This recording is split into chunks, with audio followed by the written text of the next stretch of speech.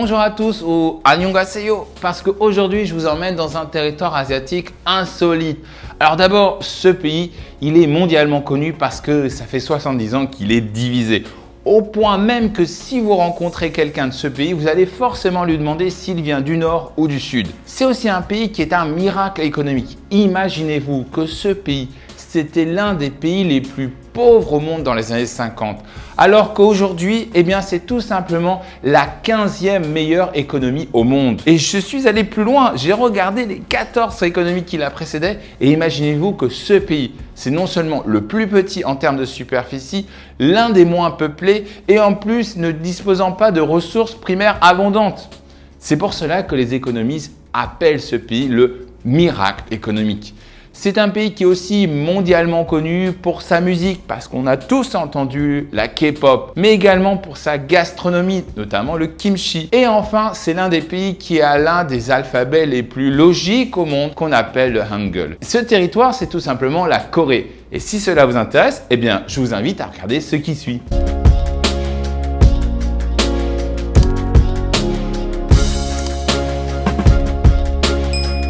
Les deux Corées forment un ensemble de 220 000 km², ce qui fait à peu près la taille de la Roumanie ou un peu plus petit que le Royaume-Uni. Il a pour voisins au nord la Chine et la Russie, ainsi qu'une frontière maritime avec le Japon, mais également 3 façades maritimes sur la mer Jaune à l'ouest, le détroit de Corée au sud et la mer du Japon à l'est, que les Coréens appellent la mer de l'Est. Alors on a souvent tendance à appeler la Corée le pays du matin calme, mais en fait en coréen on appelle le pays Chosun, qui tout simplement signifie le pays du matin clair ou du matin frais. Alors regardons plus en détail le relief des deux Corées. On constate qu'en fait l'altitude moyenne est entre 400 et 450 mètres, car en fait 70% du territoire coréen est montagneux. Les reliefs sont concentrés à l'est et au nord de la péninsule. On y trouve les monts Taebaek qui longent la côte orientale du nord au sud et constituent la principale colonne vertébrale du relief coréen. Plus au nord, à la frontière avec la Chine, se trouvent les monts Changbai, où se situe le point culminant de la péninsule, le mont Paektu, à 2744 mètres. Au nord-est, on peut citer les monts Hamgyong, tandis qu'au centre-sud de la péninsule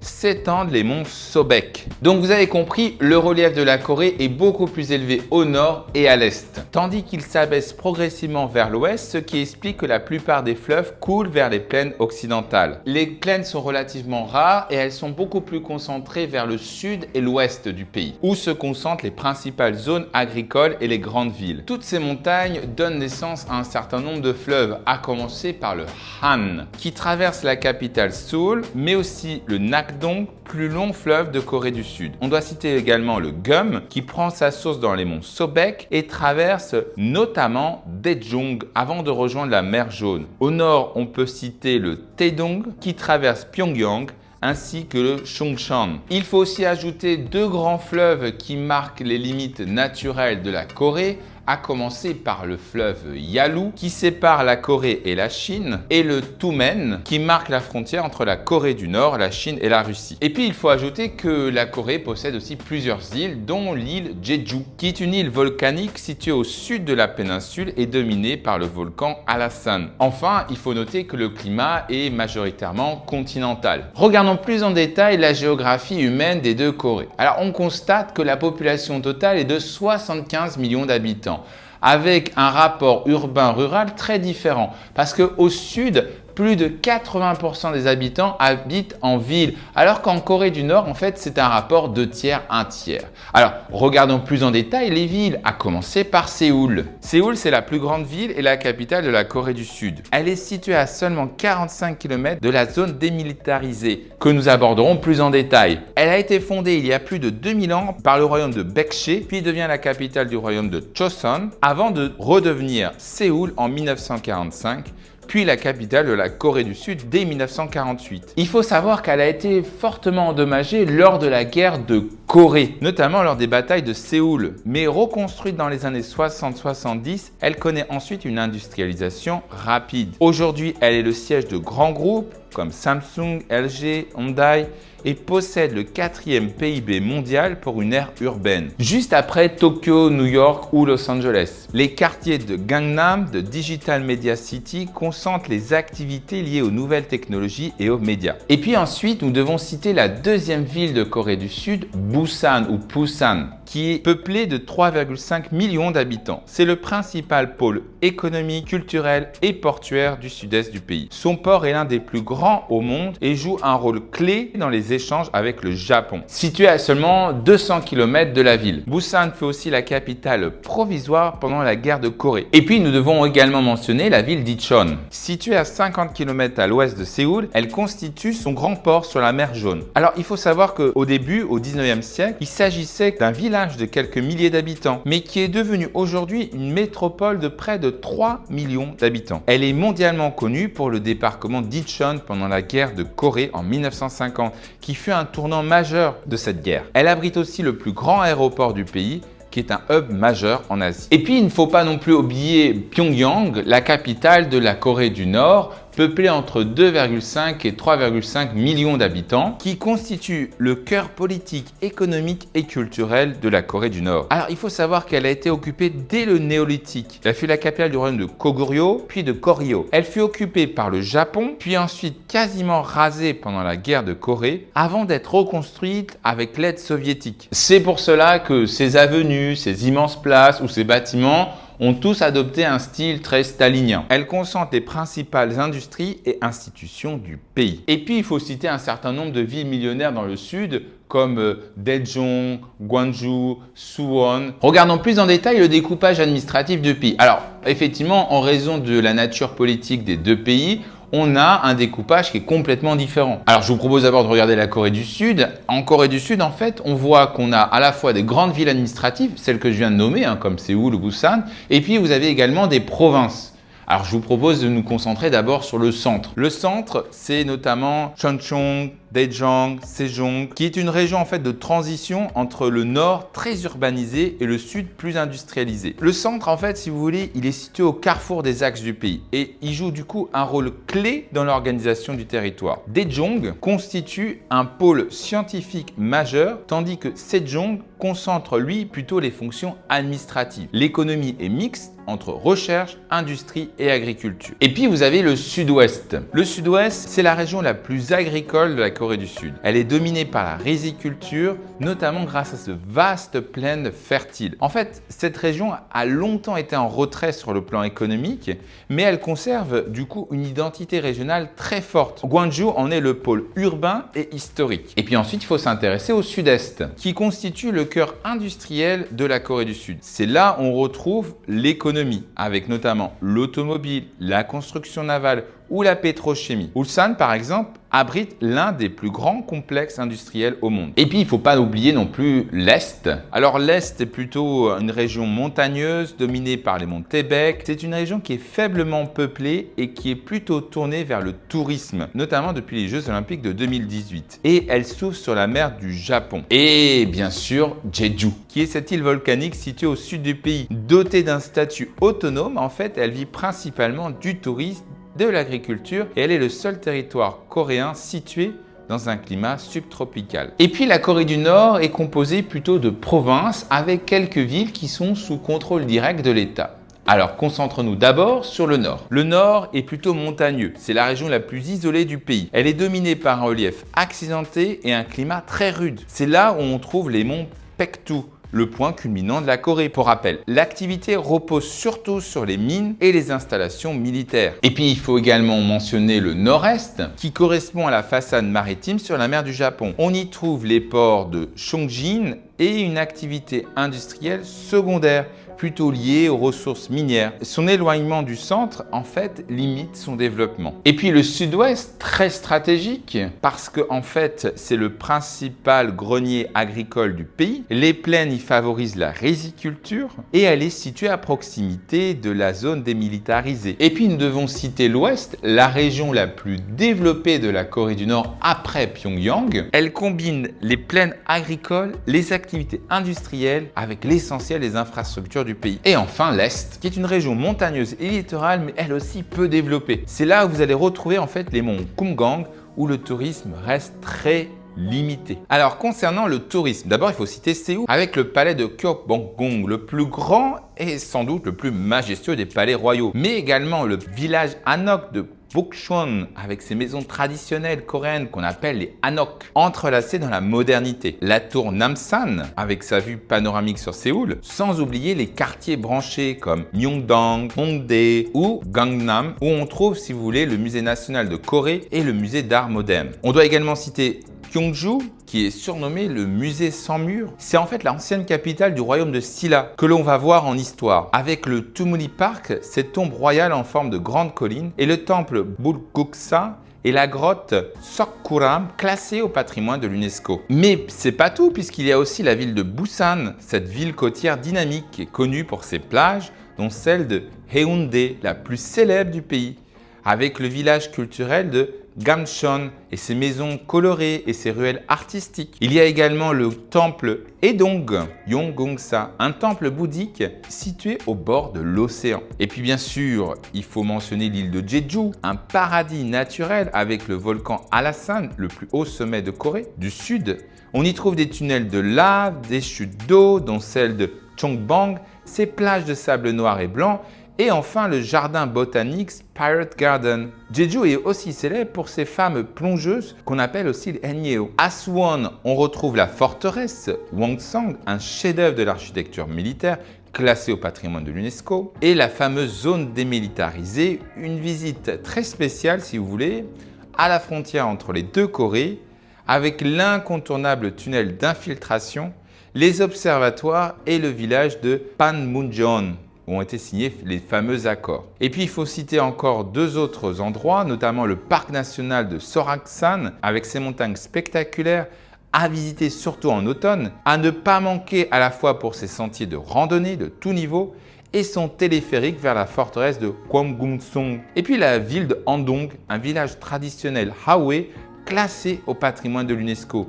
Et ce village, en fait, il est renommé pour ses masques traditionnels coréens et ses rituels folkloriques. La langue officielle des deux Corées est le coréen. Il s'agit d'une langue isolée, même si certains linguistes essayent encore de la rattacher aux langues turciques, vous savez, comme le turc ou le mongol. Mais le lien reste encore à vérifier. Jusqu'au XVe siècle, la langue n'avait pas d'écriture propre. Elle utilisait des sinogrammes chinois jusqu'à ce qu'il invente le fameux alphabet Hangul que je mentionnais en introduction. Alors, le coréen, c'est une langue qui est parlée à peu près par 77 millions d'habitants, dont 71 millions dans les deux Corées. Après, vous allez retrouver des locuteurs coréens, par exemple au Japon, en Mandchourie, en Chine, et de manière plus curieuse, vous allez aussi en trouver en Ouzbékistan. Et en fait, la raison, elle est historique, c'est que Staline a déporté un certain nombre de Coréens pendant la Seconde Guerre mondiale. Concernant la répartition ethnique, en fait, on constate que les deux pays sont très homogènes, même si le Sud commence à s'ouvrir aux étrangers. Alors, encore une fois, comment explique-t-on cette répartition linguistique? Eh bien, là encore, c'est l'histoire qui va nous donner les clés. Les ancêtres des Coréens semblent provenir principalement du nord-est de l'Asie, notamment de la Mandchourie, avec des racines plus anciennes liées aux populations d'Asie centrale autour du massif de l'Altaï. Vers moins 6000, la péninsule entre dans le néolithique. Les populations fabriquent alors des outils de pierre plus perfectionnés et commencent à produire leur première poterie. Cette évolution semble se faire progressivement sur place sans arrivée massive de nouvelles populations. Et puis à partir du 4e millénaire avant notre ère, eh bien l'agriculture commence à se mettre en place. Les habitants cultivent notamment le millet et commencent à domestiquer le porc. Cette agriculture en fait semble venir de Chine avant d'être ensuite transmise probablement vers le Japon. Et puis vers moins 700 avant notre ère, la péninsule entre dans l'âge de bronze. Les objets retrouvés montrent surtout des influences venues de Mandchourie plutôt que de Chine. C'est également à cette époque que sont construits de nombreux dolmens, signe que les sociétés deviennent plus organisées et hiérarchisées. Puis, vers le 8e siècle avant notre ère, apparaît le premier royaume coréen, le Gojoseon, qui est en fait formé dans les plaines proches de la rivière Liao, au nord de la péninsule. Alors, selon la tradition coréenne, ce royaume aurait été fondé par Tangun, un personnage mythique considéré comme l'ancêtre fondateur du peuple coréen. Et puis, vers moins 108 avant notre ère, la Chine va commencer à s'implanter et à installer des commanderies. Vous vous rappelez, les commanderies, ce sont en fait les provinces impériales dans l'Antiquité chinoise. Et parmi celles-ci, la commanderie de Lelang, qui est un important centre de diffusion de la culture chinoise, notamment l'écriture, la littérature et l'organisation politique et administrative. Elle sert aussi de carrefour commercial reliant la Chine au sud de la Corée, voire même jusqu'au Japon. Et au sud de cette commanderie, on retrouve également 3 grandes confédérations qu'on appelle les Samhan ou les 3 Han. Mahan, Shinhan, Pyonhan. Ces sociétés sont principalement agricoles et dirigées par des élites locales. Les langues parlées dans ces royaumes sont probablement à l'origine de la langue coréenne. Et puis au nord de la commanderie de Lelang se forment plusieurs peuples. Les Puyo en Mandchourie, les Koguryo plus au sud, ainsi que les Tongye et les Hoksho. Ces groupes sont souvent regroupés sous le nom de Yemek. Et donc, si vous voulez, c'est dans cette formation progressive où vous avez à la fois les peuples au nord et les confédérations au sud que vont se former les premiers royaumes coréens. Et c'est ainsi qu'au tournant de notre ère, vous allez avoir les royaumes de Koguryo, de Paekche et de Silla qui vont former les fameux 3 grands royaumes qui domineront la péninsule coréenne pendant plusieurs siècles, malgré les attaques chinoises, notamment celle du royaume de Wei, dès 244. Ces 3 royaumes vont résister et vont affirmer leur puissance. Et puis au-delà de ces facteurs politiques, il y a une révolution plus silencieuse, culturelle et religieuse avec l'adoption du confucianisme et du bouddhisme, ainsi que l'adoption de l'écriture chinoise, adaptée progressivement à la langue coréenne. Au VIe siècle, cet essor religieux favorise un développement artistique remarquable. Cependant, cet équilibre politique demeure fragile. Au VIIe siècle, par exemple, Koguryo subit de violentes attaques des dynasties chinoises, notamment les Sui et les Tang, ce qui va affaiblir durablement le royaume. Ainsi, lors de la bataille de Salsu en 612, le général coréen Ulsimundok va infliger une défaite mémorable à la dynastie chinoise des Sui, qui sera ensuite du coup renversée par les Tang, en utilisant tout simplement des tactiques d'usure et le relief à son avantage. Les Coréens ont pu tenir tête aux armées chinoises grâce à leur parfaite connaissance du relief montagneux combinée à des tactiques d'usure efficaces qui ont épuisé des armées beaucoup plus nombreuses. Malgré cette résistance, le royaume de Koguryo demeure fragilisé, ce qui va en profiter au royaume de Silla, qui n'hésite pas du tout à s'allier avec les Tang, qui détruit successivement Paekche et puis Koguryo entre 660 et 668. Après avoir éliminé ses rivaux, Silla n'hésite pas du tout à chasser son ancien allié, les Tang, et réalise la première unification durable de la péninsule. Mais cette unification ne concerne pas toute la péninsule. Au nord, à la fin du 7e siècle, un ancien général, Daejeoryong, fonde le royaume de Balae, que nous avons déjà cité dans la vidéo de Mandchourie, et qui est pour rappel un héritier du Koguryo. Pendant près de 2 siècles, la péninsule reste ainsi divisée. Vous avez ainsi Balae au nord et Silla au sud. 2 royaumes influencés par la Chine, mais qui conservent une certaine autonomie en échange du paiement de tribut. Mais avec le temps, on observe toutefois que l'autorité de Silla s'affaiblit. À partir du 9e siècle, par exemple, les élites locales prennent l'ascendant et vont même conduire à l'éclatement du royaume en 3 petits royaumes tardifs. Vous allez donc avoir d'une part Silla plus 2 autres royaumes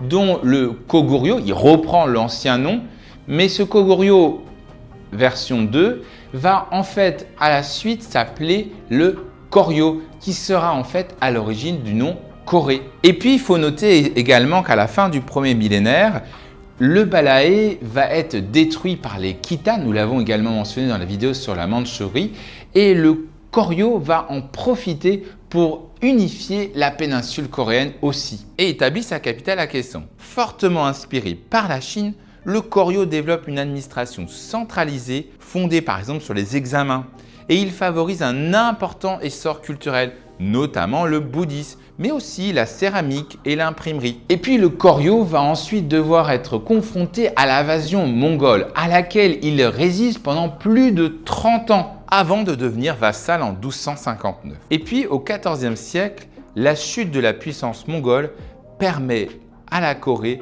de retrouver enfin son autonomie. Finalement, en 1392, vous avez un général, Lee Song-ye, qui va renverser le Koryo et qui va fonder la fameuse dynastie des Chosun. Alors la dynastie Chosun marque une rupture importante avec le Koryo. D'abord, par exemple, le Koryo était très influencé par le bouddhisme. Chosun va au contraire plutôt s'appuyer sur le néo-confucianisme, qui structure désormais l'administration et l'ensemble de la société. La dynastie Chosun marque ainsi un véritable tournant majeur dans l'histoire coréenne, en imposant le confucianisme par exemple comme idéologie dominante et en ouvrant une longue période de stabilité politique. La capitale est transformée à Hamgyong, aujourd'hui Séoul, qui est tout simplement le symbole de la puissance de la dynastie Chosun. Cependant, cette longue période de stabilité finit par fragiliser l'armée. De manière assez paradoxale, cette stabilité va fragiliser la Corée, parce que le pays finalement se retrouve sans aucune menace extérieure, ce qui va profiter au Japon. En effet, le dirigeant Tokoyomi Hideyoshi va lancer 2 invasions contre la Corée entre 1592 et 1597. Alors malgré les destructions considérables, la Corée va résister aux invasions japonaises, notamment grâce à son amiral Yi Sun-sin et sa tactique des navires tortues, qui permet de contenir la flotte japonaise. Et puis au XVIIe siècle, la Corée doit faire face à une nouvelle menace venue du nord. Une première invasion mandchoue a lieu en 1627. Suivi d'une seconde en 1737, à la suite de laquelle la Corée doit devenir le vassal de la dynastie des Qing, que nous avons également évoqué dans la vidéo sur la Mandchourie, à laquelle la Corée doit verser un tribut en échange d'une protection militaire. Mais cette protection militaire va permettre le développement culturel de la Corée. L'usage de l'écriture coréenne se diffuse davantage, la riziculture se développe, même si la société reste majoritairement rurale, avec seulement 4 villes dépassant les 20 000 habitants. Ce qui est suivi au XVIIe et au XVIIIe siècle par le courant intellectuel Silak, qui encourage fortement les réformes économiques et agricoles. Le commerce extérieur reste toutefois limité, en raison, pour rappel, de l'influence néo-confucianiste. Et seul le port de Pusan demeure ouvert aux échanges avec le Japon. Les règnes des rois Yongjo et Jongjo contribuent à stabiliser le royaume pendant 76 ans au cours du XVIIIe siècle. Mais à partir du XIXe siècle, l'autorité royale se retrouve affaiblie face à la noblesse. La corruption, l'augmentation des taxes provoquent de multiples révoltes paysannes, notamment la révolte de Donghak de 1894. De plus, le manque d'entretien des infrastructures, en particulier les barrages, entraîne une baisse de la production agricole et donc une baisse de la population. La chance ou la malchance de la Corée, c'est que comme il restait moins attractif que la Chine, eh bien il intéressait moins les étrangers. Toutefois, il faut noter que la Russie atteint les frontières coréennes dès 1860. Nous en avons parlé lors de la vidéo sur la Sibérie. Cette période se termine ainsi sous le règne du roi Gonjong en 1907, avec notamment la signature en 1876 du traité de Ganghwa,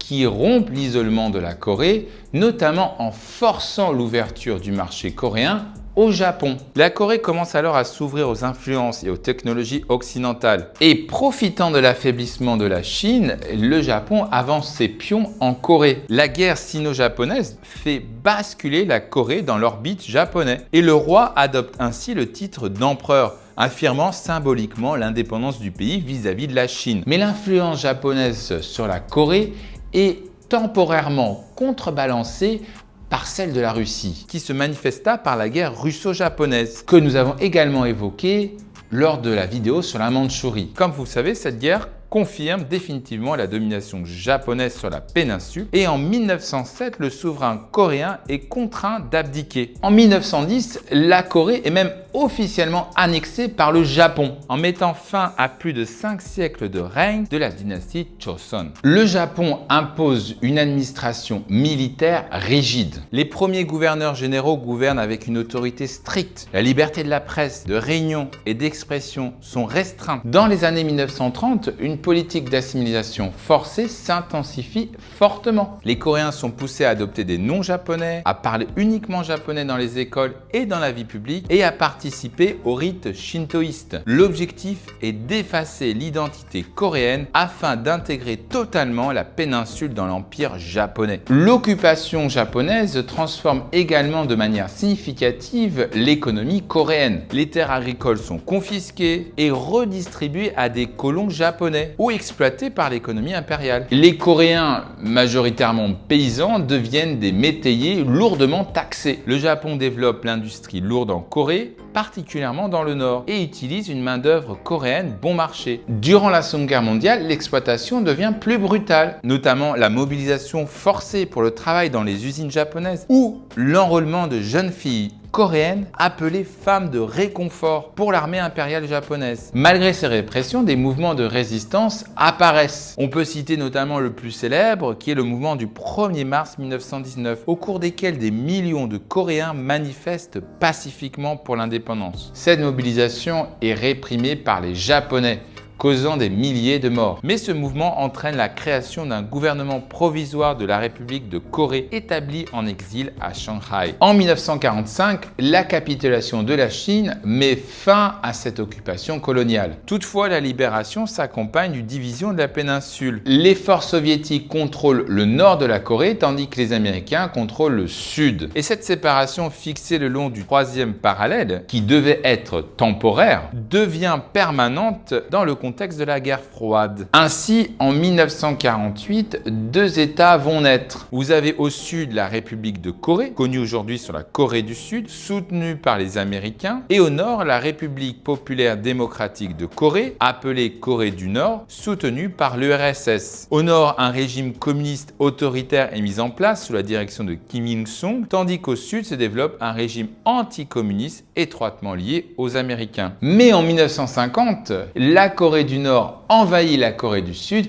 déclenchant la guerre de Corée. Le conflit oppose les forces nord-coréennes, soutenues par la Chine et l'URSS, aux forces sud-coréennes, appuyées par les Américains et une coalition internationale placée sous l'autorité de l'ONU. Après 3 longues années de guerre particulièrement violents et destructeurs, un armistice est enfin signé entre les deux Corées, sans la signature d'un traité de paix. Et ainsi, on voit apparaître une zone démilitarisée entre les deux Corées près du 38e parallèle, devenant l'une des frontières les plus militarisées au monde. Depuis lors, les deux États restent officiellement en état de guerre. Après la guerre, les deux Corées suivent des trajectoires complètement différentes. Au nord, le régime communiste dirigé par Kim Il-sung se consolide autour d'un pouvoir centralisé et d'une idéologie nationale appelée Juche, fondée sur l'autosuffisance politique et économique. Le pays reste fortement militarisé et largement isolé sur le plan international. Au sud, la Corée connaît d'abord des régimes autoritaires et puis à partir des années 60, on constate effectivement une période d'industrialisation et de modernisation de son économie, souvent appelée le miracle économique coréen que je mentionnais en introduction. Le pays devient progressivement une grande puissance industrielle et technologique. Et puis à la fin des années 1980, sous la pression populaire, la Corée du Sud s'engage vers une transition démocratique. En 1987, une nouvelle constitution instaure un régime démocratique fondé sur l'élection du président au suffrage universel. Concernant l'économie, comme je le disais en introduction, la Corée du Sud a connu l'un des développements économiques les plus spectaculaires de notre époque contemporaine. Dévasté par la guerre de Corée dans les années 50, le pays faisait alors partie des États les plus pauvres du monde. Et en un demi-siècle, la Corée du Sud est devenue la 15e économie mondiale. Cette réussite repose sur plusieurs éléments: une industrialisation rapide, un investissement massif dans l'éducation et une forte valorisation du capital humain. L'État sud-coréen a joué un rôle central dans la modernisation de l'économie, en soutenant entre autres les infrastructures, l'industrie et les grandes entreprises. Dans les années 2000, la Corée du Sud profite encore pleinement de son industrialisation, de ses exportations et de la montée en puissance de ses grands groupes industriels. Mais progressivement, la croissance ralentit. Cela s'explique par plusieurs facteurs, dont la concurrence croissante de la Chine ou le vieillissement de sa population. On est passé lors des 25 dernières années d'un PIB de 600 milliards de dollars à 1,88 trillion de dollars. Le PNB par habitant, lui, est passé de 12 000 dollars à plus de 36 000.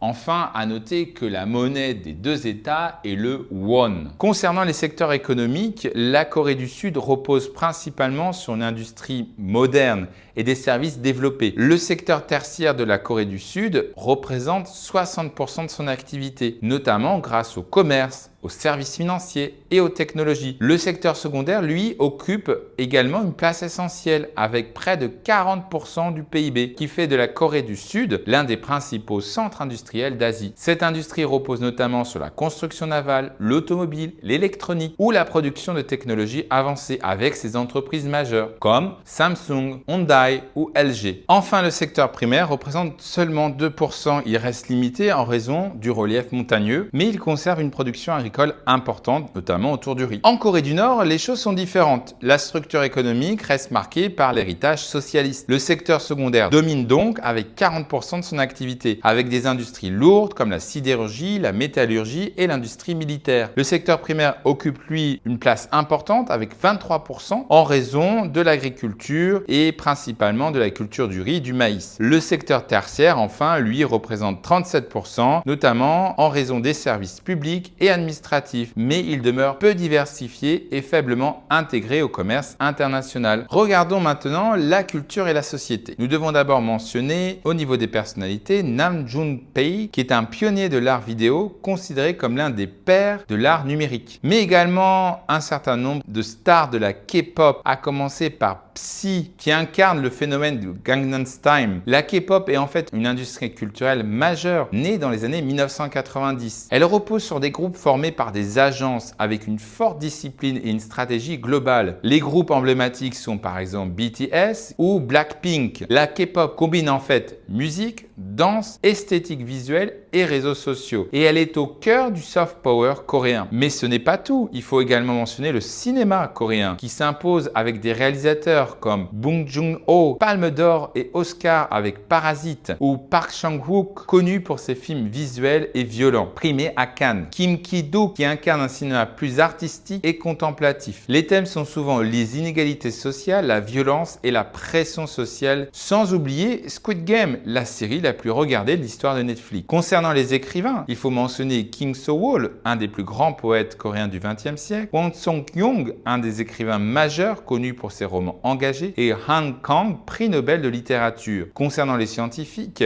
il faut mentionner Jang Yong-sil, un inventeur majeur de la dynastie Joseon, et Wang Woo-suk, qui est illustré dans la recherche sur les cellules souches. Concernant enfin la gastronomie, que je mentionnais en introduction, il faut mentionner bien sûr le kimchi, ce chou fermenté épicé, le bibimbap, un bol de riz garni de légumes, de viande, d'œufs et de sauce pimentée, le bulgogi qui est de fines tranches de bœuf mariné puis grillé. Vous avez également le japchae qui sont des nouilles translucides, le tteokbokki qui sont des gâteaux de riz cylindres servis dans une sauce pimentée sucrée et le naengmyeon qui est une soupe froide de nouilles, sans oublier le samgyeopsal, des poitrines de porc grillées. Concernant les plats traditionnels, il ne faut pas oublier le kimchi jjigae qui est un ragoût chaud à base de kimchi, le doenjang-jjigae qui est une soupe épaisse à base de pâtes et le solleongtang qui est une soupe blanche de bœuf mijoté. Concernant le sport, il joue un rôle très important mais pour des raisons très différentes. En Corée du Sud, le sport accompagne le développement économique. Par exemple, en 1988, Séoul a accueilli les Jeux Olympiques. Mais c'est en 2002 que le sport devient un véritable phénomène national. Cette année-là, la Corée du Sud co-organise la Coupe du monde de football avec le Japon et contre toute attente, l'équipe sud-coréenne atteint les demi-finales. Aujourd'hui, la Corée du Sud est une grande nation sportive, notamment au tir à l'arc, au patinage artistique, mais également à l'e-game. Mais en Corée du Nord, le sport suit une logique différente. Il est avant tout un outil politique. Les performances sportives servent à démontrer la force du régime et la discipline collective. Malgré leur opposition, le sport sert parfois à rapprocher les deux Corées. À plusieurs reprises, notamment lors des Jeux Olympiques, les athlètes des deux pays ont défilé ensemble sous un drapeau commun. Je terminerai mon exposé en exposant les défis de la Corée. Alors vous avez des défis communs, notamment des défis géopolitiques sur la question de la réunification, mais également de la gestion des relations internationales avec ses voisins, que sont la Chine, la Russie et le Japon. Et puis, vous avez des défis beaucoup plus spécifiques. Par exemple, pour l'économie sud-coréenne, ça sera le vieillissement de sa population. Je ne l'ai pas mentionné, mais la Corée du Sud a l'un des taux de fertilité au monde les plus bas.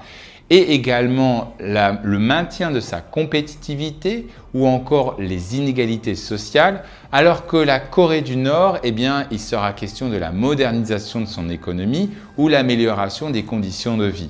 Et puis, il faut mentionner les défis environnementaux concernant la pollution et la gestion des ressources. Voilà, comme d'habitude, si vous avez aimé, n'oubliez pas de partager, de liker et de vous abonner. Quant à moi, je vous retrouve dans une prochaine vidéo. À très bientôt. Au revoir. Kamsahamnida.